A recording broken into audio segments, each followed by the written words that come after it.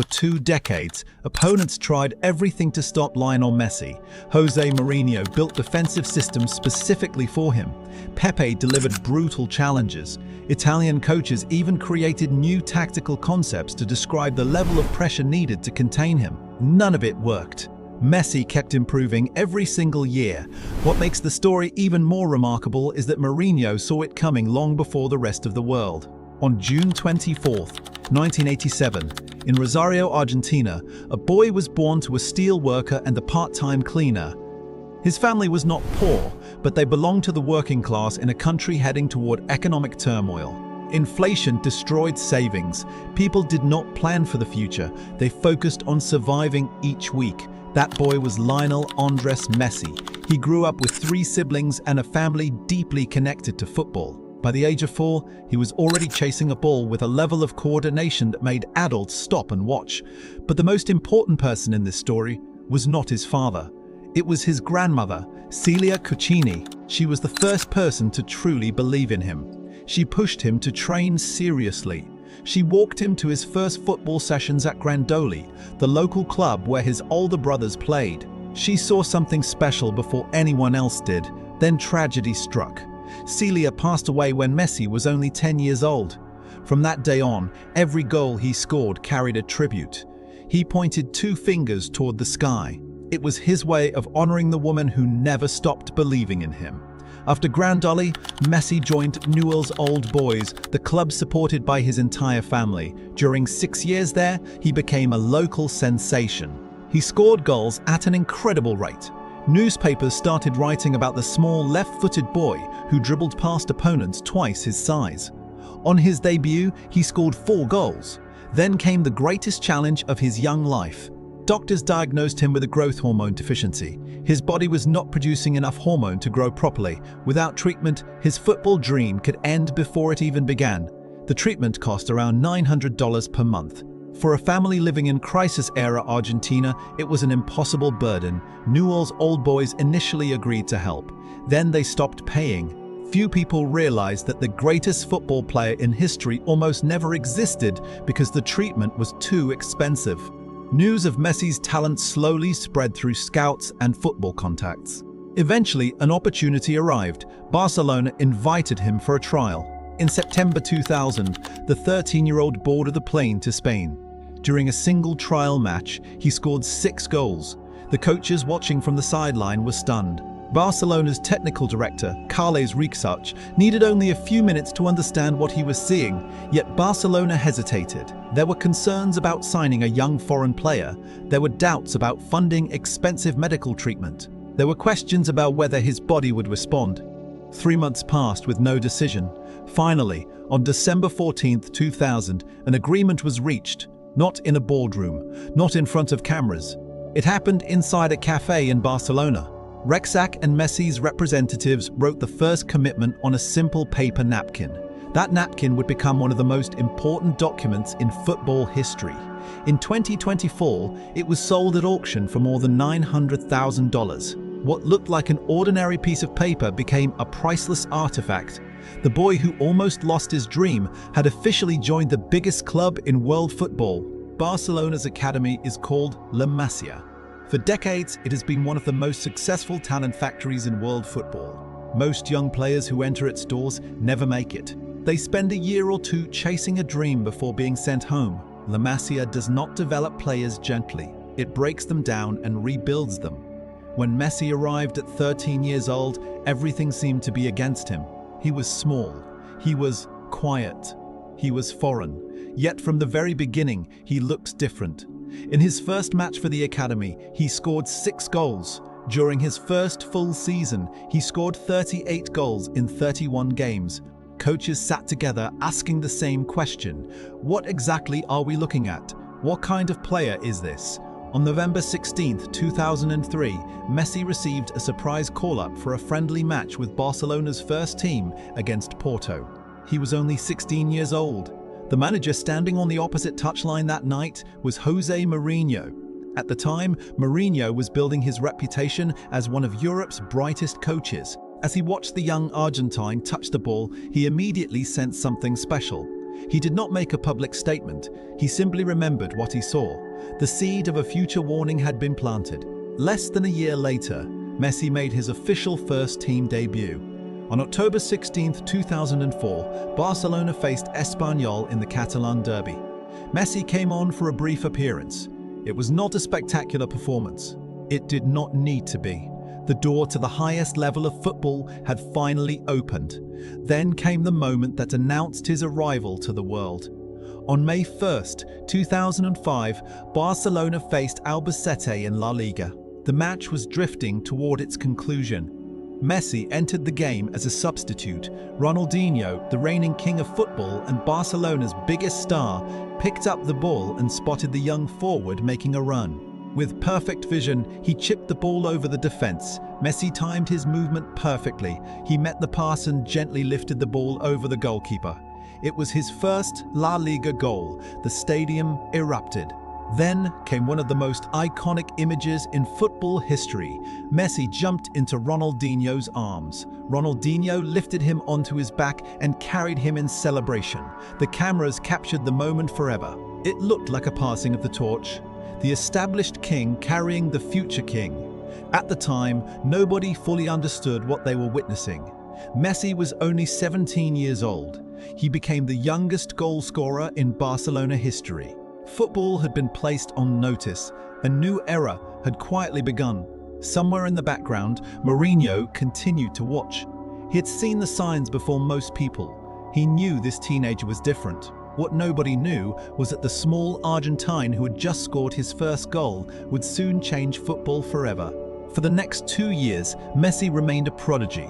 He was exciting, he was unpredictable, he was clearly special, but he had not yet become the unstoppable force the world would eventually know. Fans saw flashes of brilliance.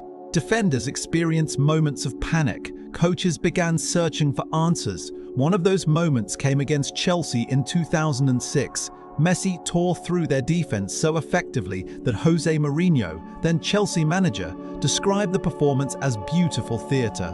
It was one of the first public compliments Mourinho gave him. It would not be the last. Then everything changed in 2008. Barcelona appointed a new manager named Pep Guardiola. He was only 37 years old. He had never managed a senior team before. Many people thought the decision was risky. Guardiola saw things differently. Early in his tenure, he made a choice that would transform modern football. He looked at Messi and decided to move him into the center of the attack. Not as a traditional striker, not as a winger. He would become something different. A false nine. A player who existed everywhere and nowhere at the same time. Defenders did not know whether to follow him or hold their positions. Midfielders could not track his movement. Entire defensive systems began to collapse. Before Guardiola, Barcelona had gone 7 consecutive seasons without scoring 100 goals in all competitions.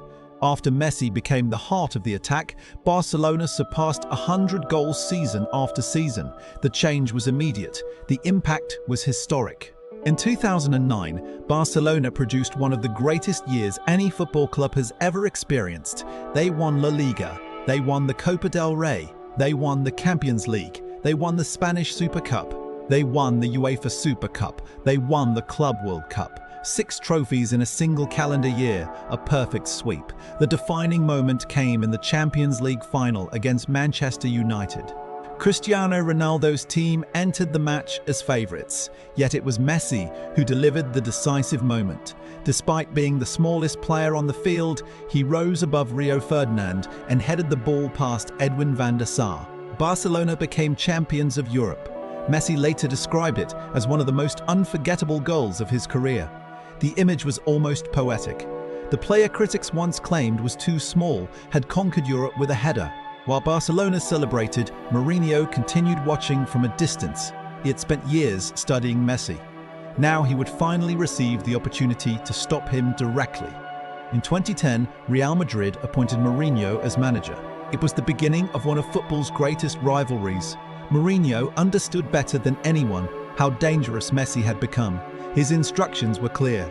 Crowd him, foul him, limit his space, surround him with defenders, build a cage around him. Every tactical solution was considered. Every psychological battle was attempted. The Italian media even coined a term for these efforts. They called it the cage. For brief moments, it seemed to work. Then Messi would find a way out. The defining chapter arrived in April 2011 during the Champions League semi-final at the Santiago Bernabeu. Before the match, Mourinho dominated the headlines. He criticized referees, he challenged journalists, he controlled every conversation. Then the game started. Suddenly, none of that mattered. Messi took control. He scored twice. The second goal became legendary. Picking up the ball near midfield, he surged past a line of Real Madrid defenders. One after another, they failed to stop him. He glided through the defense before calmly finishing past the goalkeeper. The Bernabeu fell silent. It was one of the greatest goals ever scored in the Champions League. Messi later called it the most unforgettable performance of his career, even more memorable than his famous header in Rome. Mourinho's plan had failed. The cage had failed. Real Madrid had failed. And Mourinho learned a lesson that many coaches never accepted. You cannot truly stop Lionel Messi. At best, you can hope he has an off day. Every season brought a new version of him. Every year, he added another layer to his game. The player Mourinho first noticed in 2003 was becoming something football had never seen before. The decade between 2009 and 2019 produced the most extraordinary individual run football has ever witnessed. The numbers became so unbelievable that they stopped feeling real. In 2012, Messi scored 91 goals in a single calendar year. It remains one of the greatest records in sports history. Most elite strikers dream of scoring 30 goals in a season. Messi scored 91 in 1 year. During the same period, he scored 50 goals in a single La Liga campaign. No player had ever reached that mark before. He shattered records that had stood for generations. Then came the Ballon d'Or awards. 1 became 2, 2 became 3, then 4, 5, 6 and beyond. Winning the award for the world's best player became almost routine. In Spain alone, he accumulated 474 league goals and more than 300 assists. Numbers so large they seem impossible to repeat, yet statistics only tell part of the story. In 2013, Neymar arrived at Barcelona. 1 year later, Luis Suarez joined him. Together they formed MSN, the most feared attacking trio football had ever seen. Their chemistry was devastating. Defenders could stop one of them for a few moments. They could never stop all three. In 2015, Barcelona reached another peak. They won the Champions League, completing a second treble under a new generation. Messi scored 58 goals that season. Neymar added 39. Suarez contributed 25. Together, they turned matches into exhibitions. Barcelona scored 175 goals as a team. Opponents often looked defeated before kickoff. Alongside the trophies came moments that entered football mythology. In 2007, against Getafe in the Copa del Rey, Messi produced a goal that stunned the football world. Starting deep inside his own half, he dribbled past multiple defenders before finishing calmly. The goal was almost identical to Diego Maradona's famous strike against England at the 1986 World Cup. The next morning, newspapers across Argentina carried the same message. The new Maradona had arrived. Then came 2012 against Bayer Leverkusen in the Champions League. Messi scored 5 goals in a knockout match. No player had ever done it before. No player has done it since. Even Guardiola could only laugh in disbelief from the touchline. By 2015, Guardiola had moved to Bayern Munich. Fate brought him face to face with the monster he had helped create. In the Champions League semi-final, Messi delivered another unforgettable performance. He scored twice. The second goal became iconic. With one sudden movement, he sent Jerome Boateng crashing to the ground before delicately chipping the goalkeeper. The image spread across the world. Millions watched it. Millions replayed it. Guardiola stood on the sideline and simply nodded. There was no surprise on his face. He knew exactly what Messi was capable of. Then came one of the most defiant moments of his career. April 2017, Barcelona against Real Madrid at the Santiago Bernabeu. The match was tied deep into stoppage time. Messi found the decisive goal in the 92nd minute. The stadium fell silent.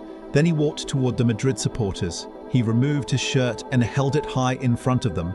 No celebration, no screaming, just a silent statement. the number 10 displayed for the entire stadium to see. It became one of the most famous images in football history. By this stage, Mourinho's old observation had become impossible to deny. Messi was still improving. Every year, he expanded his game. His dribbling became sharper. His passing became more creative. His finishing became more clinical. His free kicks became deadly. His leadership grew stronger. He kept evolving while everyone else tried to catch up. By the end of his Barcelona journey, he had scored 672 goals for the club. He had provided more than 300 assists. He had won 10 La Liga titles, 7 Copa del Rey trophies, 4 Champions League crowns, and 35 major trophies overall. He had become the greatest player in Barcelona history. Yet, despite all the glory, one challenge remained unfinished. The trophy that mattered most to Argentina still eluded him. The World Cup was waiting. To understand what Lionel Messi means to Argentina, you first have to understand what football means to Argentina. In many countries, football is a sport. In Argentina, it is identity. It is culture. It is history. For decades, the nation worshipped one man above all others, Diego Maradona. He delivered the World Cup in 1986 and became a symbol that transcended football. Then Messi arrived. Instead of immediate acceptance, he faced skepticism. He had left Argentina at 13. He spent most of his life in Barcelona. He spoke with a different accent. He was quiet where Maradona was loud. Many people felt he was not truly one of them. Every international tournament became a test. Every failure became a national debate.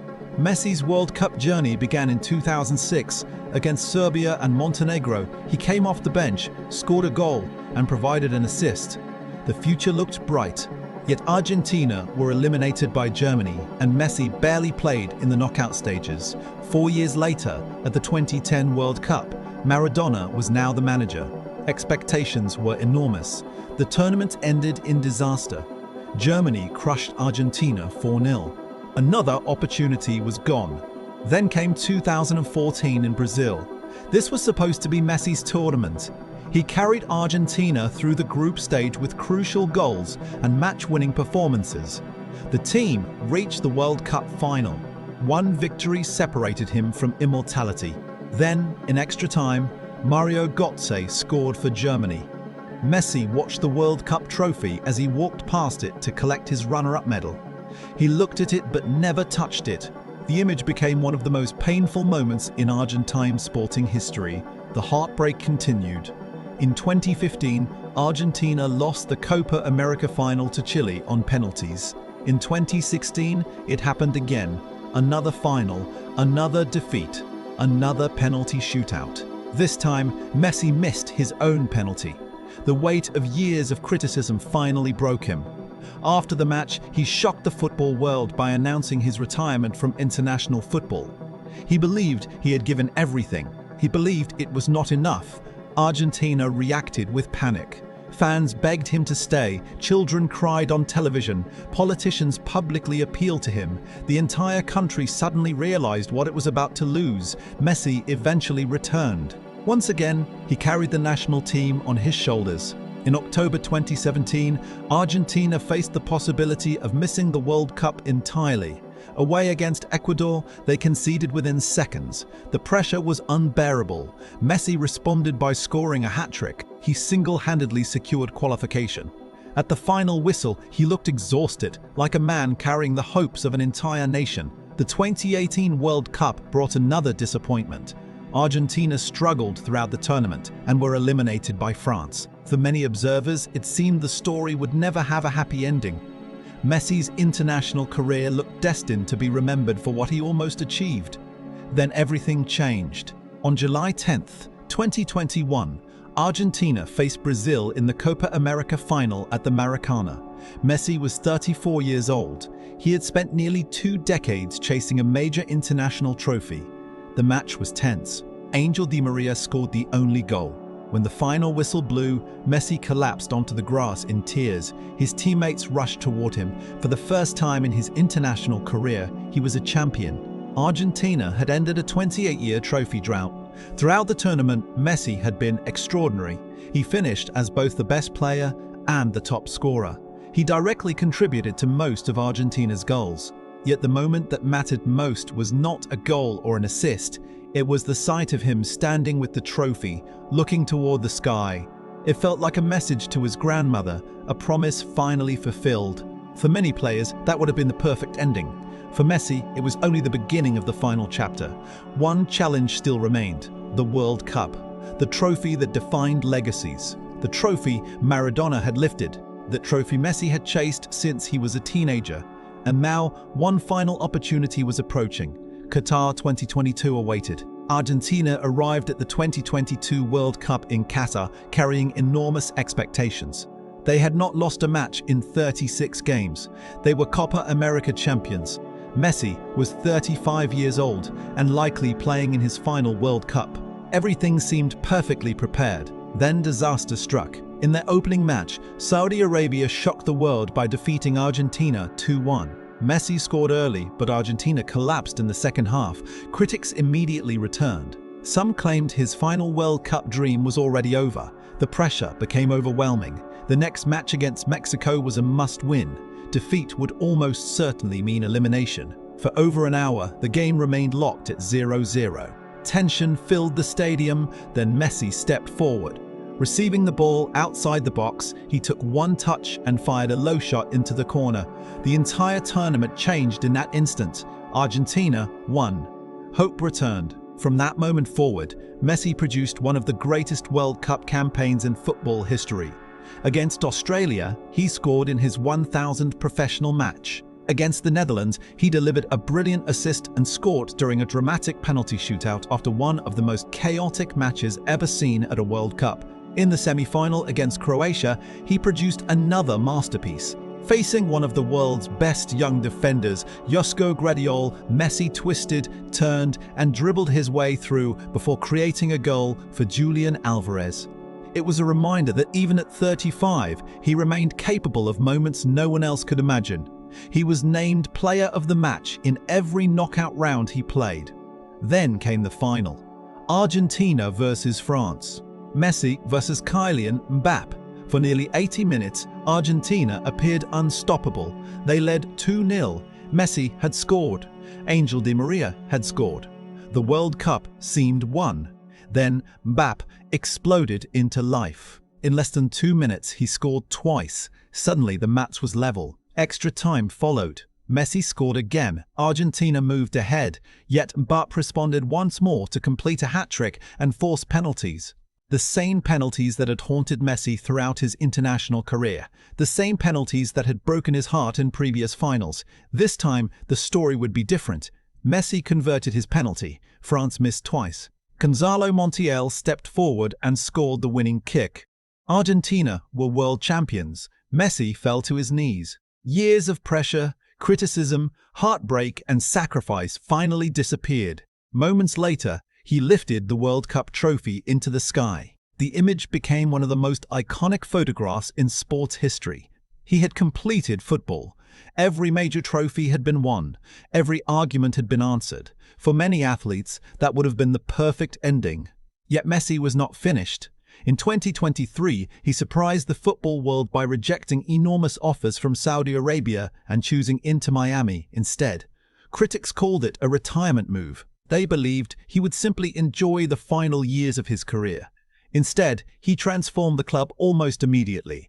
He won a trophy within his first month. He scored decisive goals throughout the competition. He elevated teammates. He raised standards. He turned a struggling franchise into one of the most watched teams in world football. The following seasons brought more records, more trophies, and more individual awards. Even as he approached his late 30s, Messi continued producing numbers that younger players could barely match. By 2026, he had surpassed 900 career goals and accumulated more assists than any player in football history. The story had come full circle. Back in 2003, JoseMourinho watched a 16-year-old Messi play against Porto and quietly formed an opinion. Years later, he explained it with a simple observation. Every time he watched Messi, he seemed better than before. What sounded like a compliment eventually became a fact. Messi never stopped evolving. His dribbling improved. His passing improved. His leadership improved. His leadership improved. His leadership improved. Season after season, He added new dimensions to his game. He won league titles, Champions Leagues, Copa America trophies, a World Cup, and countless individual awards. He overcame physical limitations, national criticism, devastating defeats, and impossible expectations. The small boy from Rosario, who almost lost his dream because his family could not afford treatment, became the standard by which every footballer is measured. Some players are remembered for a goal. Some are remembered for a trophy. Lionel Messi became something greater. He became the benchmark, the reference point, the answer to every debate, and more than 20 years after Mourinho first noticed him, the prophecy remained true. Lionel Messi was still finding ways to get better.